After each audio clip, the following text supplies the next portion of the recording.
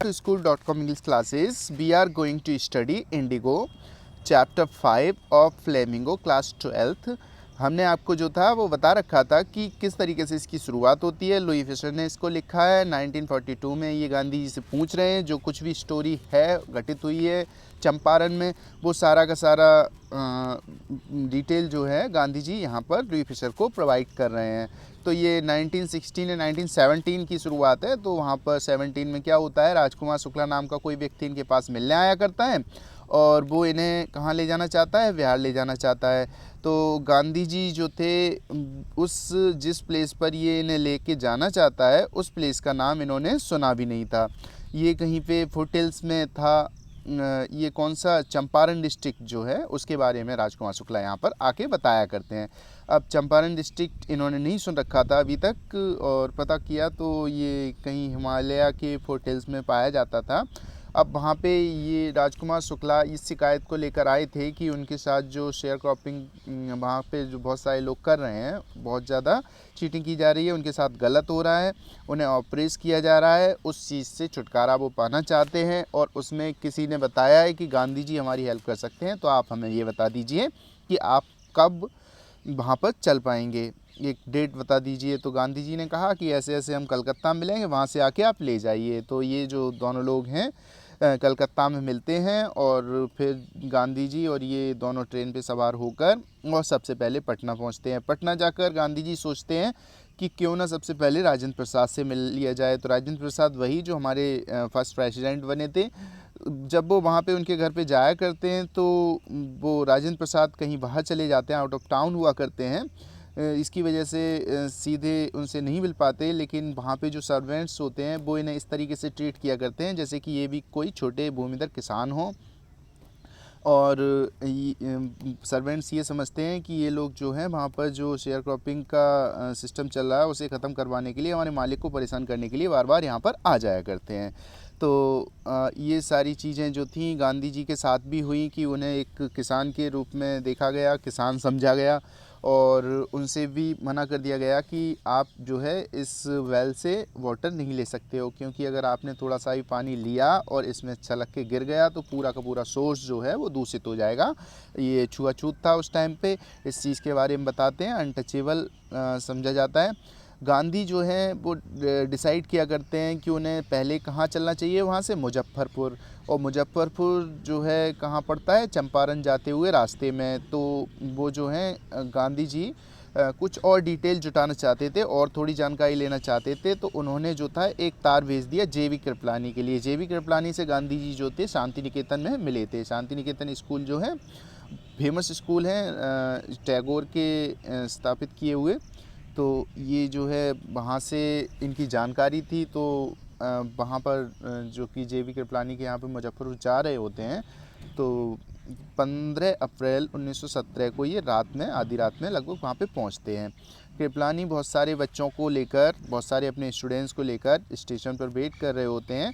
गांधी जी जाते तो उन्हीं के पास हैं, लेकिन उनके सहारे से जो है रुकते एक वो स्कूल टीचर जो होते हैं ना, स्कूल टीचर के घर पर रुकते हैं। क्यों रुकते हैं उसका एक रीज़न हुआ करता है कि उस टाइम पर एक फेमस पर्सनैलिटी होम रूल के वकील को अपने घर पर नहीं रोक सकती थी, क्योंकि होम रूल का वकील एज अ टेररिस्ट ट्रीट किया जाता था, कहीं ना कहीं एंटी माना जाता था। जिस तरीके से आज हमारे यहाँ पे मिलिटेंट्स वगैरह हुआ करते हैं अपने देश में, जस्ट लाइक दैट सरकार का विरोधी। इस वजह से उन्हें जो होता है कहाँ पे रोका जाता है, एक स्कूल टीचर के घर पे। तो उसके बाद जो है गांधी जी डिटेल, बस मेन पर्पस था वहाँ पे जाकर डिटेल को लेना। तो अब वो जो है सारी चीज़ों के बारे में पता करना शुरू कर देते हैं। गांधी जी उन लॉयर्स से पूछा करते हैं कि ये जो कृषक हैं, वहाँ पर कुछ लॉयर्स हैं, उनसे पूछ रहे हैं कि ये जो कृषक हैं यहाँ पर जो शेयर क्रॉपर्स आया करते हैं, किस तरीके से आप हेल्प किया करते हो, कितनी फ़ीस लिया करते हो, कैसे क्या। तो वो जो कृषक थे बेचारे पहले से भी बहुत ज़्यादा डरे और बहुत ज़्यादा सहमे हुए से। जब इन्हें गांधी जी को ये पता चलता है कि ये पहले से ही जो कृषक हैं इतने परेशान हैं, उनसे इतनी बड़ी फ़ीस वसूली जाती है, इतनी ज़्यादा फ़ीस ली जाती है, तो गांधी जी उन लॉयर्स को फटकार लगाते हैं, कहते हैं ये आप गलत कर रहे हो, इस तरीके का करना आपको शोभा नहीं देता, ये सही नहीं है, है ना। तो गांधी जी उन लोगों से कहते हैं कि हम लोगों को अब कोर्ट नहीं जाना चाहिए। क्यों कहते हैं वो? इस मुद्दे पर कहते हैं कि सपोज़ अगर आप लोगों को हम कोर्ट लेकर भी जाते हैं, सपोज़ अगर ये जो कृषक हैं, शेयर क्रॉपर्स हैं, इन्हें अगर कोर्ट में ले जाकर खड़ा भी कर दिया जाए तो ये इतने फियर स्टिकन हैं, इतने ज़्यादा क्रश्ड हैं कि ये कोर्ट्स में कुछ भी बोल नहीं पाएंगे। और अगर कोर्ट्स में कुछ बोलेंगे भी तो हो सकता है कुछ उल्टा सीधा इनके मुंह से निकल जाए और फैसला इनके पक्ष में आने वाला हो और इनके विपक्ष में हो जाए। तो इस वजह से वो जो थे वो वहाँ पर कोर्ट्स में इन लोगों को नहीं ले जाना चाहते थे। अब होता क्या था कि ज़्यादातर जो भूमि थी, अरेवल लैंड्स, ज्योति योग्य भूमि जहाँ पर कृषि की जा सकती थी, चंपारण डिस्ट्रिक्ट की, वो बड़े बड़े भूखंडों में वहाँ पर बटी हुई थी, है ना। कि ये सब कुछ मामला क्या था वो हम आपको समझा रहे हैं। तो ये इसके जो मालिक हुआ करते थे वो अंग्रेज़ हुआ करते थे, लेकिन इन पे काम किसके द्वारा किया जाता था? भारतीयों के द्वारा। तो इसकी जो मुख्य कमर्शियल क्रॉप हुआ करती थी वो कौन सी होती थी? इंडिगो, है ना। और लैंडलॉर्ड्स उन लोगों को मजबूर कर दिया करते थे कि अगर आप चाहे कोई दूसरी फसल भी क्यों ना कर रहे हो, लेकिन कम से कम 15% पर उनके लिए इंडिगो को हर हालत में उगाना ही उगाना है। और वो सारा का सारा इंडिगो जो होता है, नील जो होता है, वो किसे सरेंडर कर देना है? उन्हीं अंग्रेज़ों को। हार्वेस्ट एज रेंट, किस तौर पर? हार्वेस्ट एज रेंट, जो आपने फसल उगाई है उसके रेंट के तौर पर, किराया आपको देना है। तो ये बहुत लंबे कॉन्ट्रैक्ट के तौर पर किया जाता था, काफ़ी लंबे टाइम से ये परंपरा वहाँ पर चली आ रही थी। अब क्या हुआ कि जो लैंडलॉर्ड्स थे, वहाँ के जो ज़मींदार लोग थे, उन्हें एकदम खबर लग जाती है कि जो जर्मनी है उसने सिंथेटिक इंडिगो डेवलप कर लिया है। अब जब सिंथेटिक इंडिगो उन्होंने डेवलप कर लिया है तो फिर इन्हें इस इंडिगो की तो अब आवश्यकता रही नहीं। तो ये जो चालाकी किया करते हैं, ये सोचते हैं कि इन किसानों से पैसे ऐंठ लिए जाएं, क्योंकि ये बहुत अच्छी तरीके से पता है इन लोगों को कि ये जो 15% वाला अरेंजमेंट है इससे ये लोग बहुत ज़्यादा परेशान हैं। अगर इन्हें इस चीज़ का लालच देंगे कि हम तुम्हें इस 15% वाले अरेंजमेंट से फ्री करते हैं, तो ये तुरंत ही इस चीज़ के लिए एग्री हो जाएंगे और अपनी इच्छा से ही क्या करेंगे, जो एग्रीमेंट है उस पर साइन कर देंगे, पैसे देकर वो भी। अब अगर सपोज़ आप 15% वाली खेती लंबे टाइम से कर रहे हो और आपसे कहा जाए कि भाई इतना पैसा दे दो, मान लो 100 रुपये दे दो, 200 रुपये दे दो, और आपको इस व्यवस्था से मुक्त कर दिया जाएगा, आगे से आपको 15% भूमि पर हमें इंडिगो उगाकर नहीं देना होगा। चलो कितने लोग तैयार हैं? तो ज़्यादातर लोग जो हैं वो तैयार हो जाएंगे। तो वही था, बहुत सारे लोग जो थे परेशान थे, वो आए, उन्होंने कहा चलो कुछ भी हो, इस व्यवस्था से कम पीछा तो छूट जाएगा। तो उन्होंने आकर इस पे इच्छा से ही साइन कर दिया। हो सकता है कुछ लोगों के पास पैसे ना हों, अगर हों भी तो वो देना नहीं चाह रहे हों, तो कुछ लोगों ने इस पे साइन नहीं किया। तो उन्हें क्या है, धमकाया गया, डराया गया, ठग वगैरह हायर कर लिए, उन्हें भड़काया गया और कोशिश की गई कि जैसे भी पॉसिबल हो उन लोगों से हस्ताक्षर करवाए जाएं।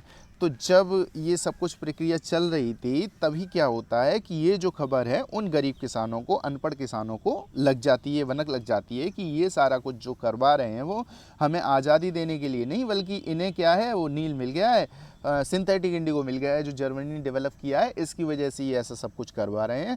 क्यों? इनकी तो ज़रूरत अब रही नहीं, हमारा जो इंडिगो है वो खेतों में ही पड़ा पड़ा सड़ जाएगा, लेकिन अब इसकी कोई डिमांड नहीं रहेगी, तो हमारा पैसा तो फालतू में चला गया, बेकार गया सारा का सारा पैसा। जब ऐसी बात पता चली तो इन लोगों ने क्या किया, ये वही धरना पे बैठ गए, ये कहने लगे कि हमारा पैसा वापस दो, आपने हमारे साथ गलत किया है, हमारा पैसा वापस दो।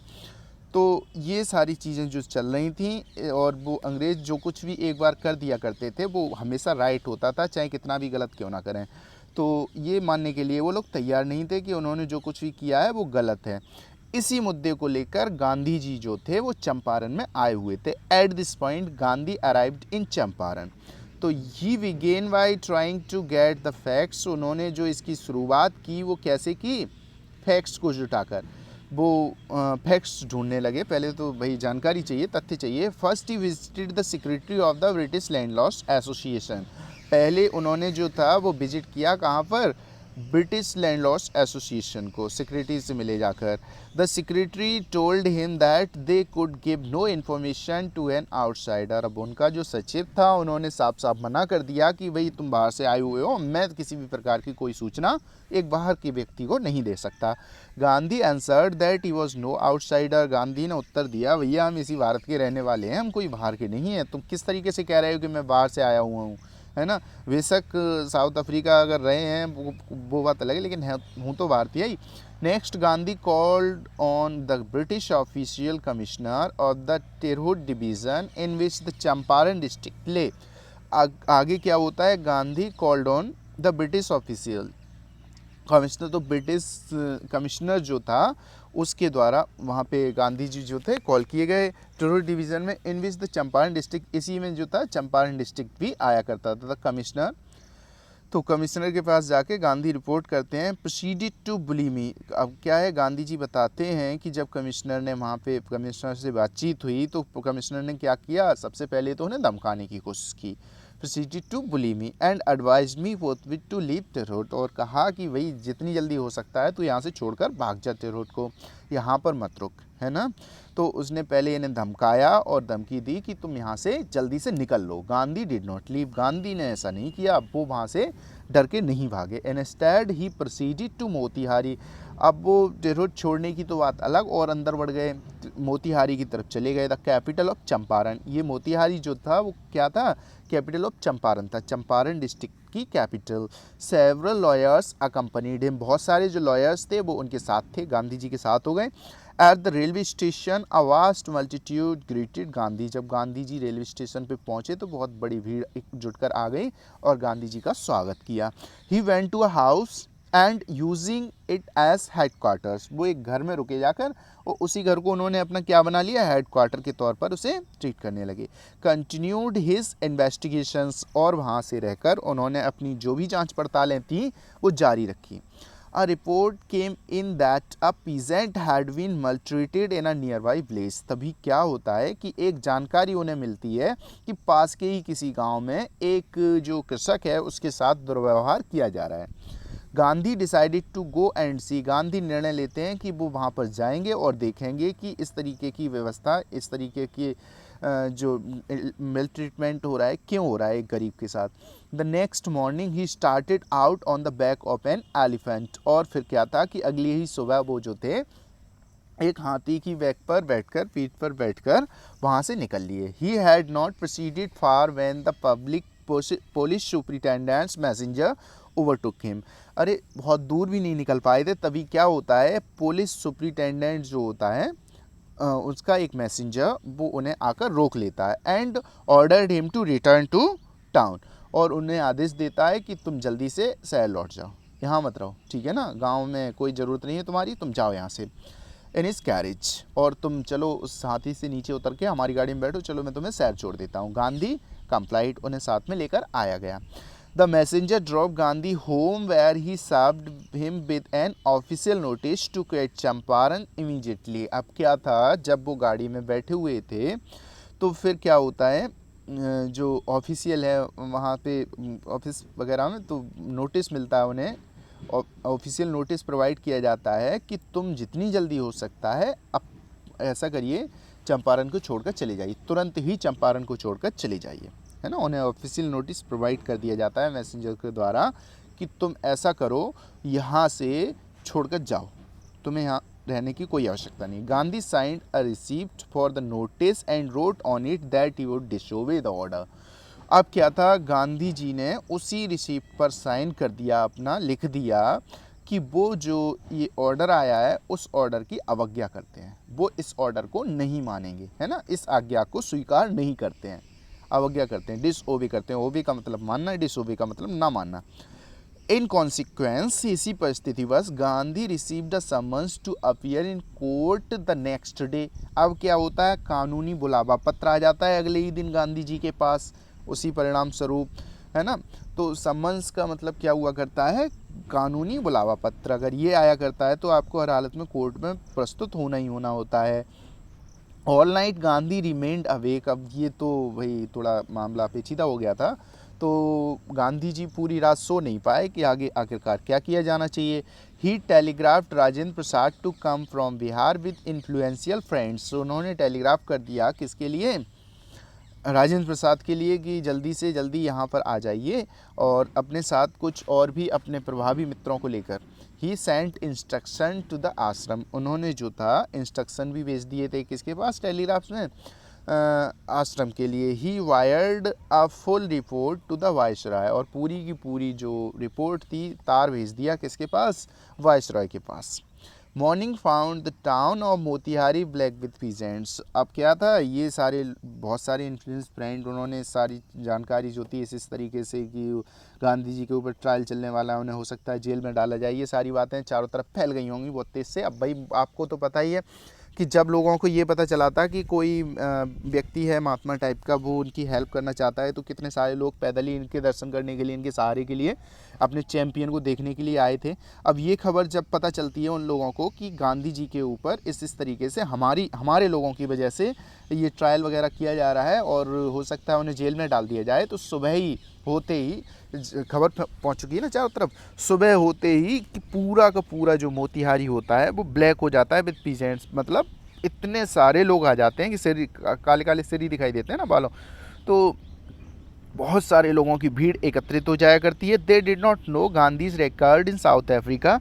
वो जो थे वो गांधी के रिकॉर्ड के बारे में साउथ अफ्रीका में किस तरीके से रहे थे इसके बारे में वो नहीं जानते थे। They had merely heard that a Mahatma who wanted to help them was in trouble with the authorities. वो क्या केवल इतना जानते थे कि कोई महात्मा है वो जो उनकी हेल्प करना चाहता है किसी समस्या में पड़ गया है अधिकारियों की वजह से। देयर स्पॉन्टेनियस डेमोन्स्ट्रेशन, स्पॉन्टेनियस का मतलब होता है स्वाभाविक, स्वाभाविक से मतलब होता है कोई इन्हें ऐसा नहीं कह के नहीं करवा रहा था कि भैया चलो चलो जल्दी निकलो, चलो चलो मतलब पैसे मिलेंगे, ये होगा वो होगा, कुछ नहीं।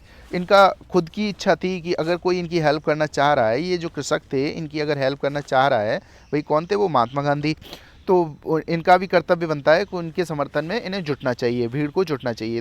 देयर स्पॉन्टेनियस डेमोन्स्ट्रेशन, डेमोन्स्ट्रेशन का मतलब होता है प्रदर्शन, है ना, तो वहाँ पे प्रदर्शन करने के लिए स्वाभाविक रूप से एकत्रित हो गए इन थाउजेंड्स, थोड़े बहुत नहीं हजारों की भीड़ में। Around the court house was, तो कोर्ट हाउस के चारों तरफ जो वहाँ पे कहीं पे कोर्ट वगैरह होगा। The beginning of their liberation from fear of the British, और यहीं से क्या होता है, जो अंग्रेज़ों का डर उनके हृदय में बैठा हुआ था उससे कहीं ना कहीं अब आज़ादी मिलना शुरू हो जाती है उन लोगों को। The officials felt powerless without Gandhi's cooperation. अब क्या था कि इतनी सारी भीड़ कौन मैनेज करे उसे, है ना, कहीं पे भी अगर जाएंगे पूरा का पूरा दीवालों को उखाड़ के फेंक देंगे ये और बवाल मचा देंगे। अगर थोड़ा सा भी बिगड़ गए तो जो भी मार्केट प्लेस वगैरह है वो सब कुछ ख़त्म हो जाएगा, है ना, और हो सकता है पुलिस वालों को भी मार लगा दें। तो इतनी बड़ी भीड़ को गांधी के अलावा, तो अब क्योंकि वो गांधी की वजह से ही आए थे तो गांधी के अलावा तो भाई कोई कंट्रोल कर नहीं सकता था, क्योंकि एकदम इतना सारा फोर्स कहाँ से बुला लोगे, कुछ पता थोड़ी था इन्हें ब्रिटिश ऑफिशियल्स को कि ये सब कुछ होने वाला है। तो उन्होंने जो था वही कुछ ना कुछ तो करना ही पड़ेगा, अब गांधी जी से कहना ही पड़ेगा। तो officials felt powerless without Gandhi's cooperation, Gandhi ji के समर्थन के बिना उन्हें एकदम ऐसा एहसास हो रहा था कि उनकी क्षमता काम नहीं करेगी। He help them regulate the crowd, तो फिर गांधी जी ने उस भीड़ को सही एकत्रित करने में, रेगुलेट चलाने में उनकी सहायता की। He was polite and friendly, वो जो थे बहुत ही ज़्यादा विनम्र थे, मित्रवत थे। He was giving them concrete proof that there might hitherto dreaded and unquestioned could be challenged by Indians। तो ही was giving them concrete proof, वो बहुत बारीक जो प्रूफ थे वो प्रस्तुत कर रहे थे उनके सामने, अपनी शक्ति का प्रदर्शन कर रहे थे। इधर टू ड्रेडेड एंड अनक्वेश्चन्ड, वो सारे लोग जो कि अभी तक बहुत ज़्यादा डरे हुए थे, है ना, और ये जो अंग्रेज़ थे ये अभी तक कैसे बने हुए थे, अनक्वेश्चन्ड, इनके सामने किसी भी तरीके का कोई प्रश्न नहीं किया गया था। Could be challenged by Indians, अब ये प्रदर्शित हो गया था, ये दिख रहा था कि भाई अब आके ना ये भीड़ जो है एकत्रित हुई है, अब भारतीयों के द्वारा इन्हें चैलेंज किया जा सकता है ना, अब भारतीय भी इन्हें चैलेंज कर सकते हैं, क्योंकि अभी तक किसी भी तरीके का कोई विरोध प्रदर्शन के खिलाफ नहीं हुआ था। द गवर्नमेंट वॉज बेफल्ड, अब क्या था कि जब ये देखा कि भाई ये कृषक जो हैं अगर हमारे खिलाफ विद्रोह पे उतर आए तो ये तो बड़ा गड़बड़ हो जाएगा, है ना, बहुत बुरा होगा, ये सही नहीं है, तो वो बहुत ज़्यादा चकरा गए, बेफल्ड, बहुत चकरा गए, दिमाग काम नहीं कर रहा। द प्रोसिक्यूटर रिक्वेस्टेड द जज टू पोस्टपोन द ट्रायल, तो प्रोसिक्यूटर जो था उसने जज से क्या किया, रिक्वेस्ट की कि भाई ऐसा करिएगा आप इस जज साहब इस ट्रायल जो मुकदमा है ना उसे पोस्टपोन कर दो, रोक दो थोड़े दिन के लिए, ना अगली डेट के लिए आप एडजर्न कर दो। Apparently the authorities wish to consult their superiors. अब क्या है कि वो जो लोग थे, जो वहाँ पे अधिकारी थे, उन्हें समझ नहीं आ रहा था क्या करना है क्या नहीं करना है। तो उन्होंने सोचा कि चलो अपने सीनियर से पूछ लिया जाए, और सीनियर से पूछने के लिए ऐसा तो था नहीं कि तुरंत ही